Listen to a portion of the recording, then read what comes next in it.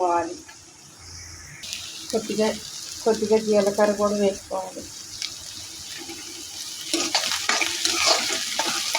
ఇదంతా బాగా కలుపుకోవాలి. పావు స్పూన్ పసుపు, టేస్ట్కి సరిపడినంత ఉప్పు, ఒక చెంచా కారం, ఇవన్నీ బాగా కలిసేలాగా కలుపుకోవాలి. ఇవన్నీ బాగా కలిసేలా కలుపుకొని తర్వాత గుడ్లు వేసుకోవాలి.